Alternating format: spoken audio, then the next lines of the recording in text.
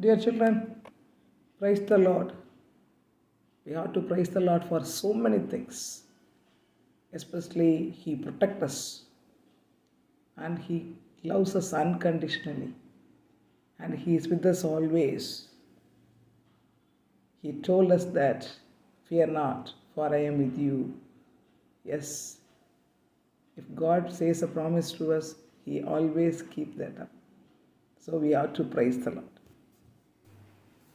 Children, some basic good characters should be followed by us. That is, we should be strong but not rude. Be strong in all your opinions and all your attitudes, but you should not be rude. And be kind but not weak, children. We should love one another, be kind to one another, but at the same time, we should not be weak. Be humble. That is, as the Lord says us, as Lord is humble in all the situations, we should be humble. But at the time, we should not be timid. That is, we should not be slave under anyone. Be proud, but not arrogant.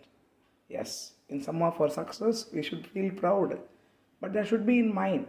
It should not be showed as the arrogance one to the others. So be strong, but not rude. Be kind, but not weak. Be humble, but not timid. Be proud, but not arrogant. Yes.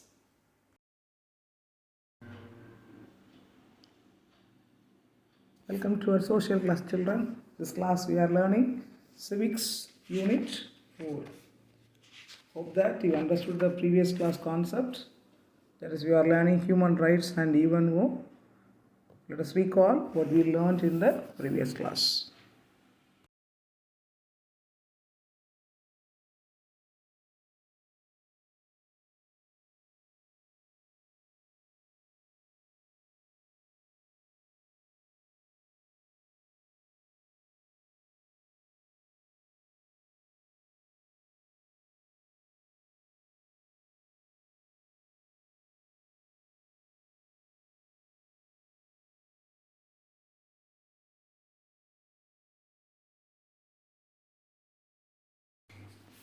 We are learning Civics Unit 4, Human Rights and even Before entering into today's class, let us recall what we learned so far. So in yesterday's class, we learned first what are human rights. What are human rights? So human rights are inherent to all human beings, regardless of race, sex, nationality, ethnicity, language, religion, etc. And it includes freedom from slavery and torture also, and freedom of opinion, expression, and a right to life, work, and education.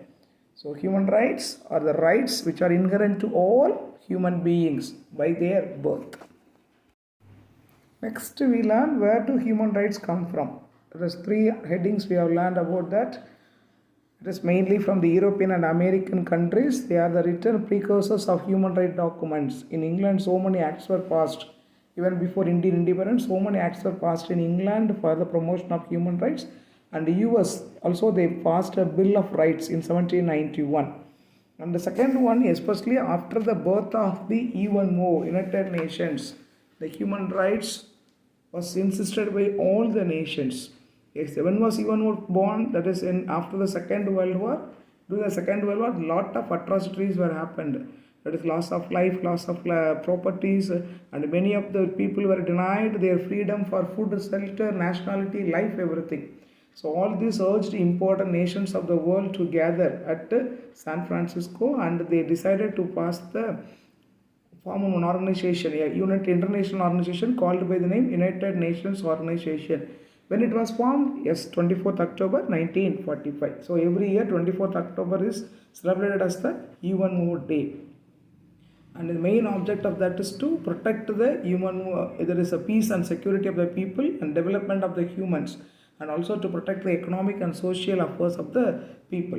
And another important achievement of the UNO was the passing of the UDHR, that is Universal Declaration of Human Rights. It was passed on December 10th, 1948. Who passed that? Mrs. Roosevelt, that is Eleanor Roosevelt. She was the wife of former US President Franklin D. Roosevelt. as he led the people and the important officers to make a provisions. Even the provisions of the Cyrus cylinder, which was made by the Cyrus the Great King of Persia in 539 BC, that provisions are also used in the UDHR. So UDHR was passed on 10th December 1948. That is a Universal Declaration of Human Rights. That's why every year we are celebrating 10th December as the Human Rights Day. And what was mentioned in the UDHR preamble, all men are born free and all are equal in status and rights. And it is also called as the International Magna Carta of Human Rights. Why it is called so? Because it was accepted by 185 nations, incorporated into their constitutions. And also it was translated into 500 languages. The most translated document in the world is the UDHR.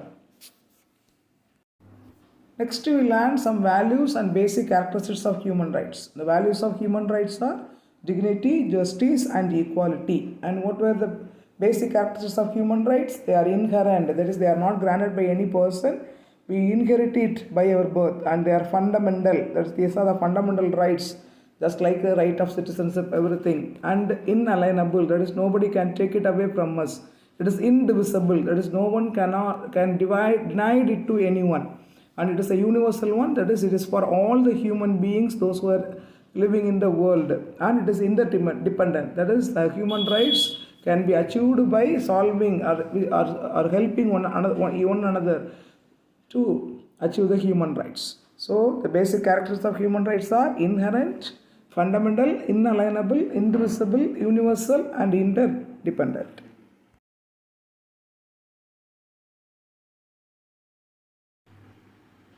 For this class we are going to see first kinds of human rights. There are 30 articles incorporated in the Universal Declaration of Human Rights. And these rights are broadly classified into 5 primary categories. How many primary categories of human rights are there? There are 5 primary categories. And how many articles were incorporated by the UDHR? That is 30 articles. The first one is civil rights.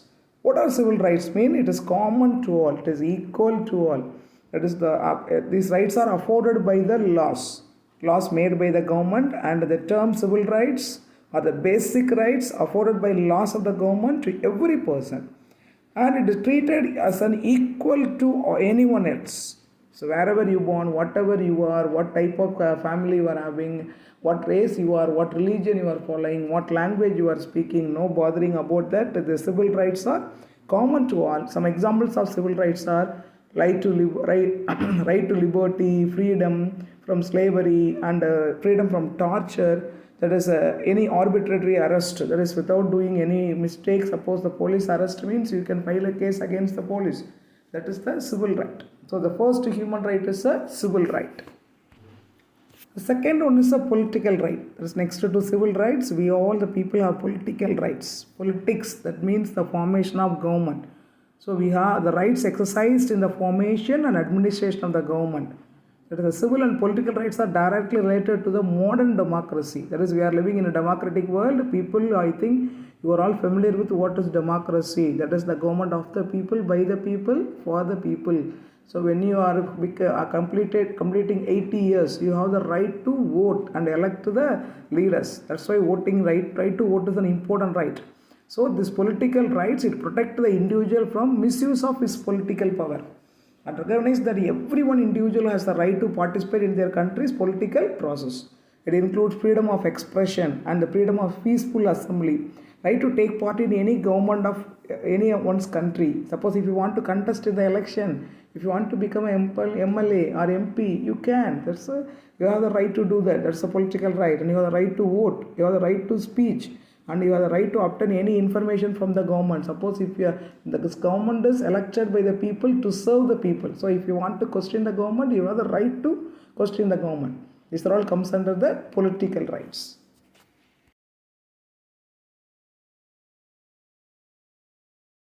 The third right is a social right. The social rights is necessary for an individual to participate in the society. We people are living in society. We have to cooperate with the people. We have to move. Day-to-day activity should be moved with the people. So social rights are those rights necessary for adequate standard of living. Standard of living means it includes the food, the health, and the shelter, the clothing, everything. Okay, all the people have the freedom to have their own standard of living. That is, and everybody has the right to education, and the social security also given to all the people. So, social right means it is an important for every individual to participate in the society, and some of the important rights are to give adequate care, providing adequate standard of living. That is, if you want to go by car, if you want to own a car, or if you want to go by flight, everything that is based on the standard of living you can live without corrupting or without stealing other things. We can live any standard of any standard of living based on our income. That is one of the social right, and we have the right to have proper education, proper health care, proper food, and proper clothing and shelter. Fourth is the economic rights. That is the right to participate in an economy is a benefit to all, and it's a desirable work of everyone. That is, it guarantees every person to have a condition under which they are able to meet their needs. That is, every person, according to their educational qualification, they can get their employment, they can earn for their life, and they can use the money what they earned according to their wish. That is for employment, for fair wages, and for the limitation of the working hours. There is no industry or any other organization should not make the workers to work for the time allotted by the government. If they are not limited to the working hours, we can file a case against the owners. And for adequate standard of living, and also to right to property. So whatever the right, if you want to buy a house, you can buy it. You want to buy jewels or anything else, you want to make a deposit in the bank, in any way, any form, you can make your property. That rights comes under the economic rights. And the fifth one is the cultural rights. That is the what style of living we are having. That is, we are speaking different languages, we are practicing the religion what we want to follow, and the culture, that is the way of dressing, what we are eating, what type of food we are living, what type of family we are having. Everything is based on our own culture, and the scientific advancement what we are using, and the protection of our moral and the material interest. All this comes under the cultural rights. So far we have learned kinds of human rights. There are 30 articles there in UDHR, and they are broadly classified into 5 primary categories. What are they? Civil rights, political rights, social rights, economic rights, and cultural rights. Let us see few differences between human rights and civil rights. So when you are speaking about human rights and civil rights seems to be same, but there are some differences between human rights and civil rights. Let us see them. First one, HR, that is human rights, belong to everyone, everywhere, regardless of their nationality, sexuality, gender, race, religion, or age, common to all the human. But CR, that is civil rights, that are those rights only enjoyed by the citizens of a particular nation. For example, right to vote in India, it is a right to the humans of India only, citizens of India only, not to anyone. But right to live, it is a human right enjoyed by all the people. Okay, so human rights belong to everyone, but civil rights are rights which are enjoyed by the citizens. The second difference is human rights are universal. They are rights considered to the universal to all the human beings and to universal in all the countries. But civil rights are greatly from country to country or from government to government. It is related to the constitution of the country. So according to our Indian constitution, the citizens of India, they are having some rights. That is called as the civil rights. But human rights are common, universal. Okay, the second difference, human rights are universal, but civil rights are different from country to country or government to country as it is related to the constitution. The third difference between human rights and civil rights are human rights are nobody can deny to anyone, because it is universal and it is inherent to all the human beings. So no one can deny human rights to any human. But civil rights, even though it is guaranteed by the constitution, if you are doing anything against the constitution, the government can deny your civil rights. So human rights cannot be denied by anyone, but civil rights, it can be denied by the government. The fourth difference is human rights are inherent with birth, but civil rights are rights which are creations of the society. So there are 4 differences between human rights and civil rights. Human rights belong to everyone, but civil rights are rights which are enjoyed by the citizens. Second one, human rights are universal. Third, and civil rights are different from country to country and government to government. And the third one, no nation can deny the human rights to any person, but here different civil rights can be denied by the government. And the fourth one, human rights are the basic rights inherent with the birth, but civil rights are the creation of the society.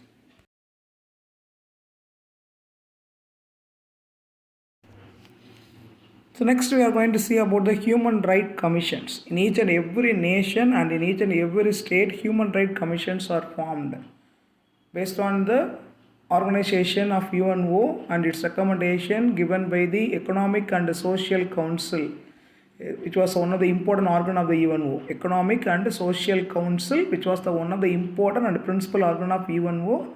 It empowered to set up a commission for the promotion of human rights in each nation at the national level and also at the state level. At the national level, the human rights commissions are known by the name National Human Rights Commission. This is the emblem of the Indian National Human Rights Commission, which is located at New Delhi. Let us see about National Human Rights Commission of India.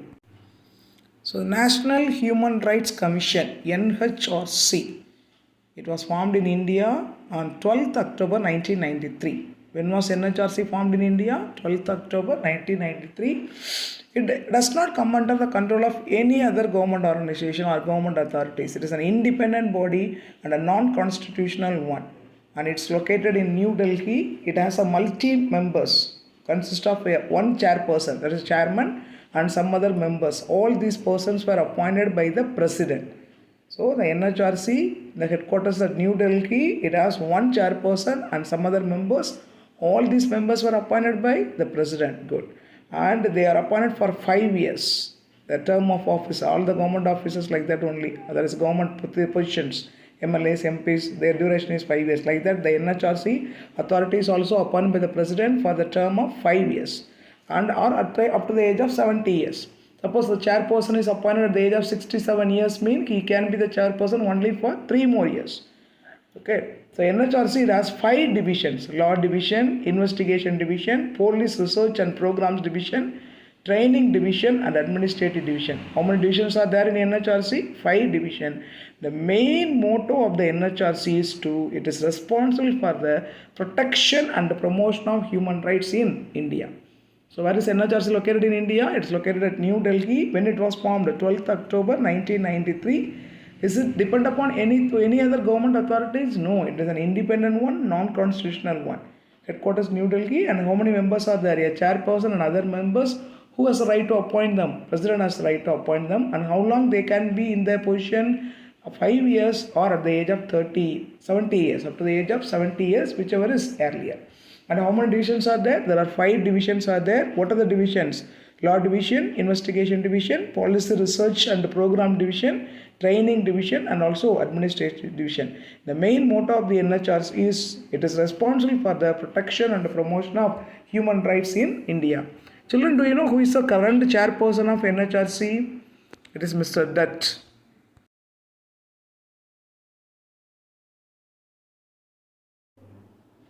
So like NHRC at the national level, in each and every state of the member nations, there is a state human rights commission. So in India also, in each and every state, we have the state human rights commission.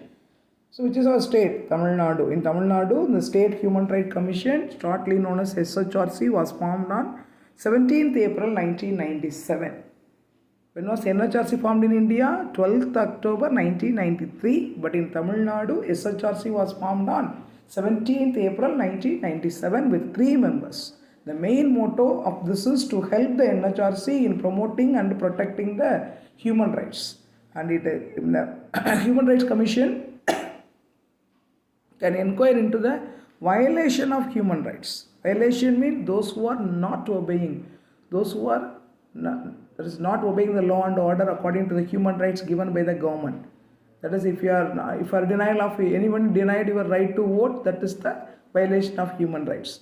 So you can file a case in the Human Rights Commission. In Tamil it is called as Manitha Urimai Kalagam. You may hear about that. If any of your fundamental rights, human rights, if anyone treated you, if they tortured you, people not your parents or teachers, but anyone unlawfully tortured you as a slave, you can file a case on them in the Human Rights Commission. That is, they will inquire about that. So some of the subjects given to them according to the state list and also the concurrent list in the 7th schedule of our Indian constitution, what are the important human rights to the Indian people. So if anybody denied or anyone violated that human rights, they should be inquired by the State Human Right Commission. So children, in this class we have learned about kinds of human rights. How many kinds of human rights are there? 5 primary kinds of human category rights are there. About that, there are 30 articles written in the UDHR. What are the 5 human rights? Civil rights. Civil rights, some example: right to life, liberty, freedom from slavery and arbitrary arrest, which are guaranteed to each and every person by the laws of the government.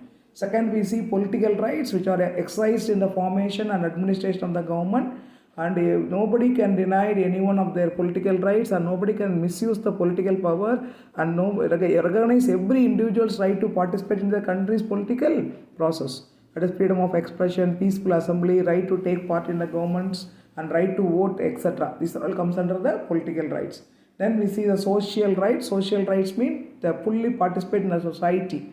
That is, we have the right necessary for an adequate standard of living, including right to education, healthcare, food, clothing, shelter, etc.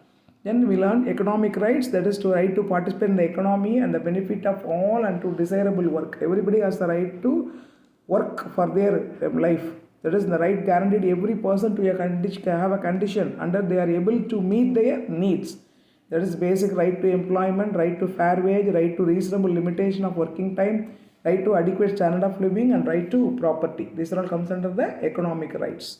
And cultural rights. Cultural rights mean right to freedom of religion, to speak any language, to practice any cultural life of our own, right to share in the scientific advancement, and right to protection of moral and material interest. So totally how many kinds of human rights are there? 5. What are they? Civil rights, political rights, social rights, economic rights, and cultural rights.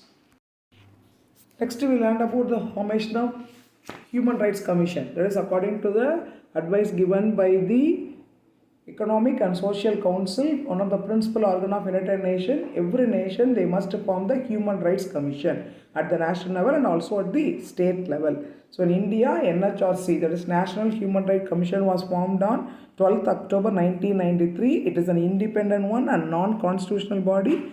It has its headquarters located at where? New Delhi, and it is a multi-member body consisting of a chairperson, and all the people were appointed by the president, and their duration was 5 years or up to the age of 70, and it has 5 divisions. What are the divisions? Law division, investigation division, policy research and programs division, training division, and administrative division. And the NHRC, what is its important duty? It is mainly responsible for the promotion and protection of the human rights in India. Then State Human Rights Commission, that in each and every state of a country there is a State Human Rights Commission to protect the human rights at the state level. So in our state, in Tamil Nadu, the State Human Rights Commission was formed on 17th April 1997. It consists of 3 members including a chairperson. All these people were appointed by the governor. Okay, and it inquired into the violation of human rights. The human rights related to the subject under state list. That is, in our state, what are the human rights given by the state government, and also according to the concurrent list in the 7th schedule of Indian Constitution, what were the human rights assured by the central government. All this should be protected and promoted by the State Human Rights Commission, which works as the assistant for the NHRC. Okay, God bless you children, today and always. The grace of the God be with you and bless you in all your work. Be a productive one, be obedient to your parents, be a blessing to your family and friends. Thank you children. Go through the class properly and do the homework given in the homework page. Bye.